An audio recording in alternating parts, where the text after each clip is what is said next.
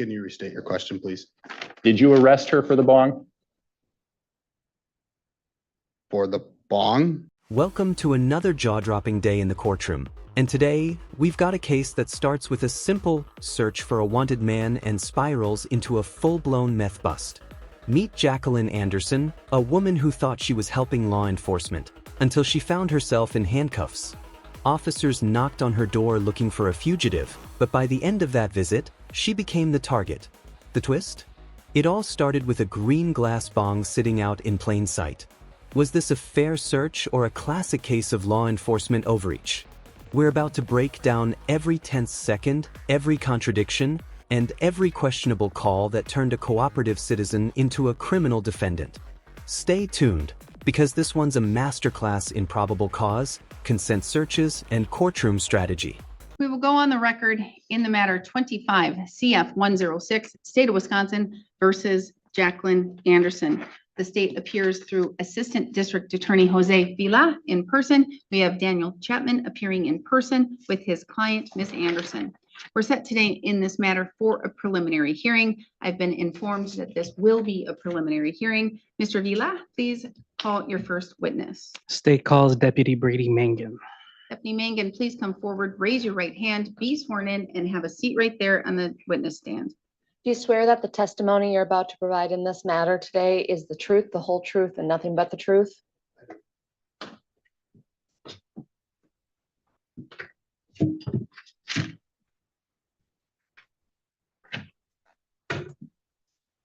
You may begin. Please state and spell your name for the record. My name is Brady Mangan. My last name is spelled M-A-N-G-E-N. And how are you currently employed? I'm currently employed with the Burnett County Sheriff's Office. Were you employed on that capacity on July 12, 2025? Yes, Prior to today's hearing, did you review the criminal complaint in Burnett County case number 25 CF 106 as it relates to Miss Jacqueline Anderson? I did. On July 12th, 2025, did you respond to 656 North Nelson Street in Grantsburg? Yes, Is that area located in Burnett County? it is. Why did you respond to that address? Myself, along with some other law enforcement agents, responded to that address in attempt to locate a male with active warrants for his arrest. Did you make contact with anyone at that residence? I did. I knocked on a detached garage door at that residence and made contact with Miss Anderson as well as another male at the residence. And how was Miss Anderson identified? I recognize Miss Anderson from prior contacts. Could you please identify Miss Anderson by where she is sitting and what she is wearing? Yes, Miss Anderson's seated at the defense table with a blue sleeveless shirt.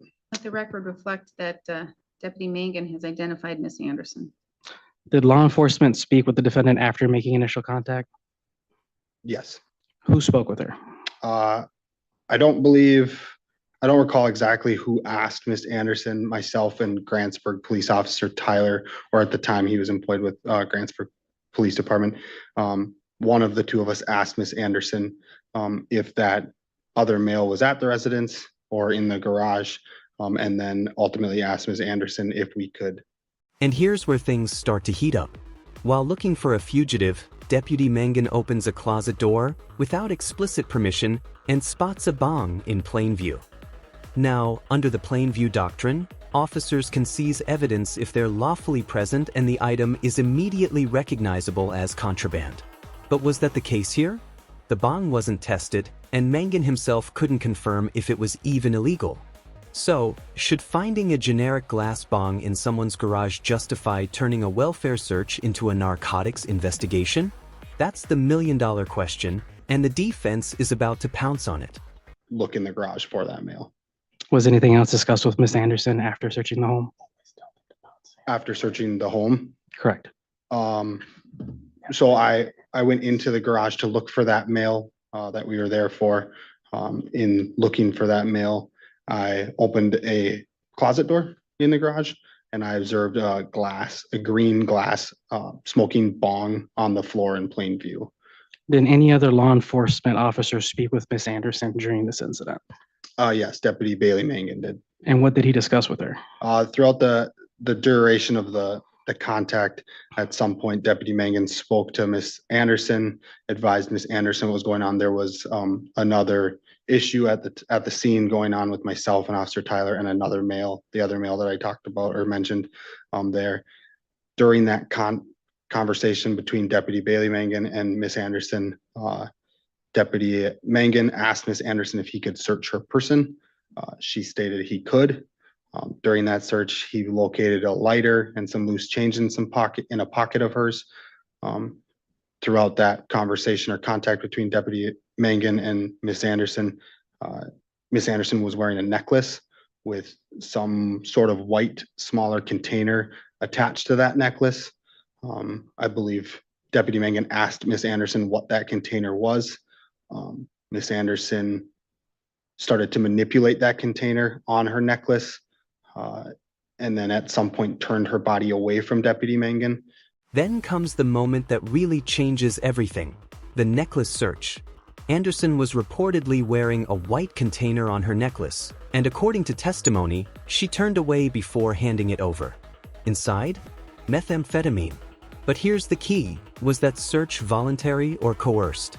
Remember, consent searches must be given freely, without intimidation or confusion. The line between cooperation and compulsion gets blurry fast when two deputies are standing inches away. What do you think? Was this truly consensual, or did the situation corner her into compliance? Drop your thoughts in the comments. This is where cases like this often hinge. Eventually, she gave that container, that white container connected to the necklace, to Deputy Mangan, and Deputy Mangan found some items in that container.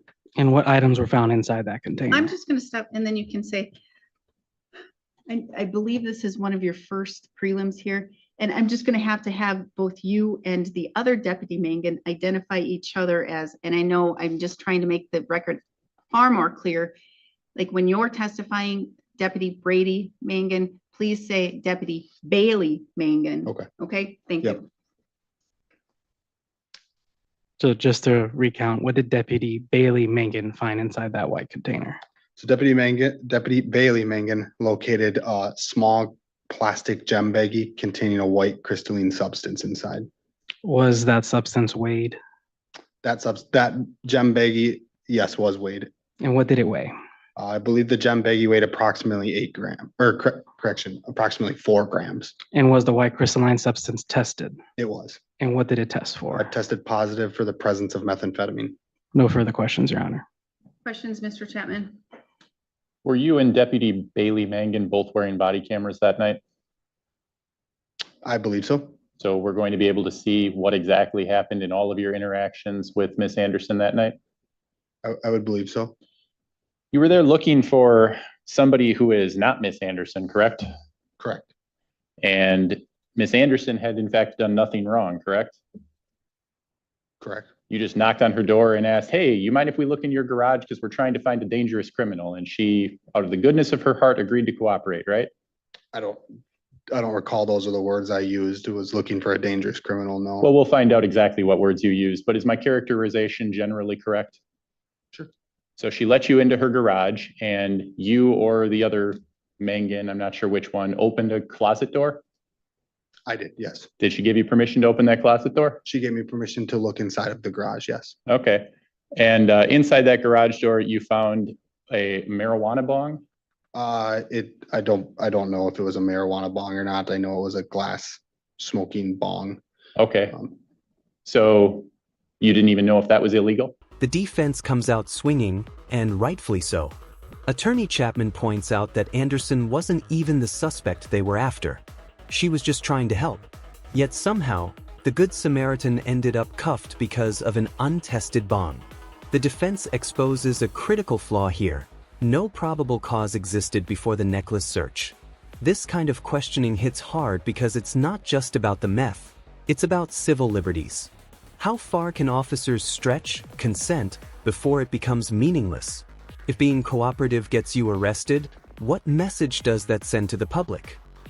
Through my training experience, those items are typically used to use illegal narcotics. Okay, but you didn't know that. At the time, Did you test it? I did. Okay, did you test it prior to arresting Miss Anderson?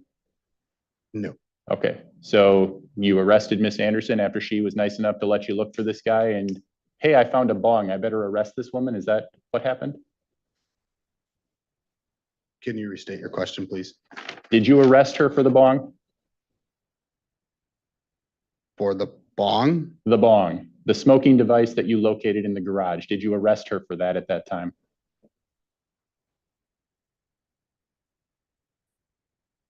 It shouldn't be complicated, deputy.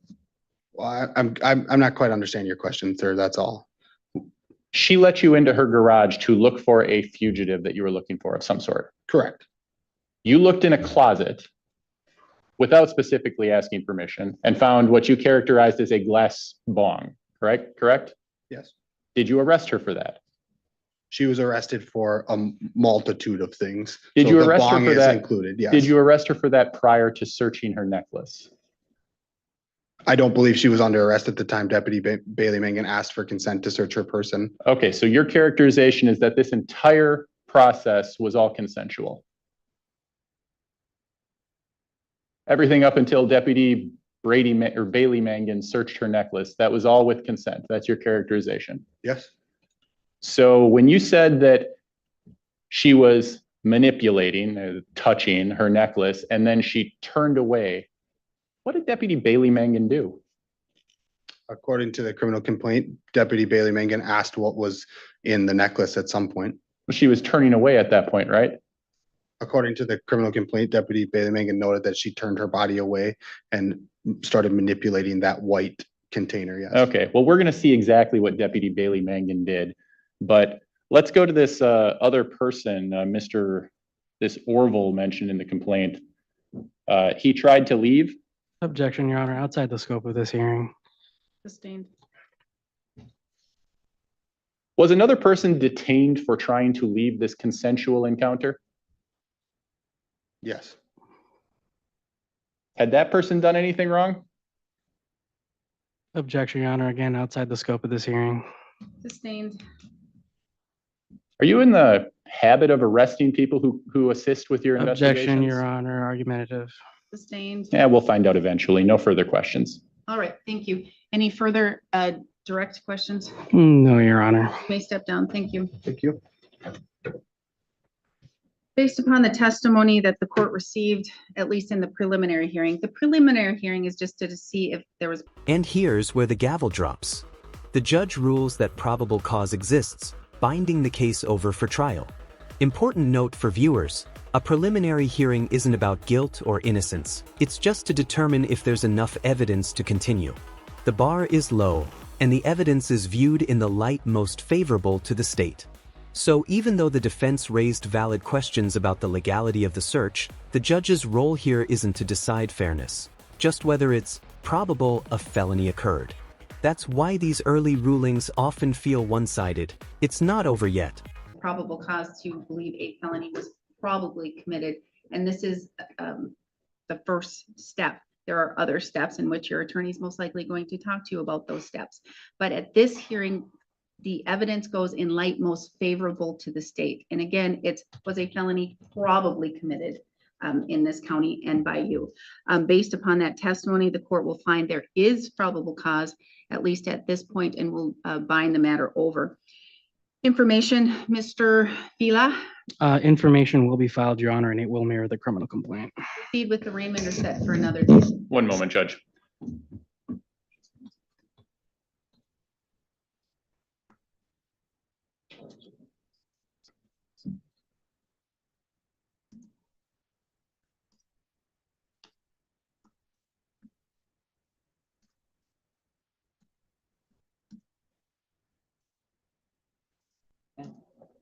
We can do the arraignment today, Judge. She understands both of those charges and the maximum penalties. She does. Formal reading or waive. We will waive reading of the information and plead not guilty to each count. Not guilty pleas will be entered on your behalf. You are entitled to a jury trial. You would be entitled to a speedy trial should you request one. I'm going to set this matter for another status down the road. I'm gonna guess you want a shorter around status because you're gonna probably ask for another date for some other reason. I'm going to ask for a shorter status, yes. What else happens after that is going to depend on what's in these body cameras, which I really, really want. Well, how long do you think how long does it usually take to get discovery? I don't know. For this case, Discovery is already uploaded, so it's whenever Attorney Chapman decides to access desk account after paying for Discovery. Your next available time to come back, this is your case? This is my case, Your Honor.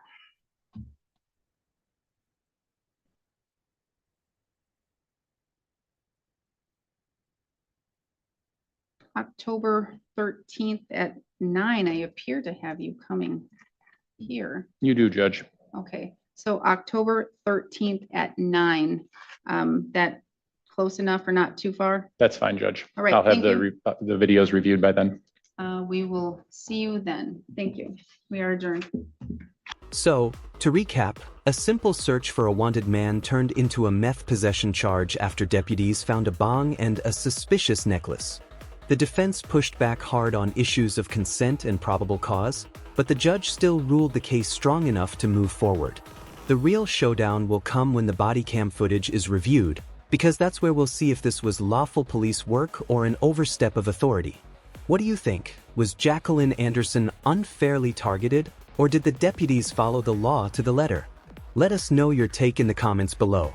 And if you found this case as shocking as we did, make sure to hit that like button, share your thoughts, and subscribe for more jaw-dropping courtroom breakdowns.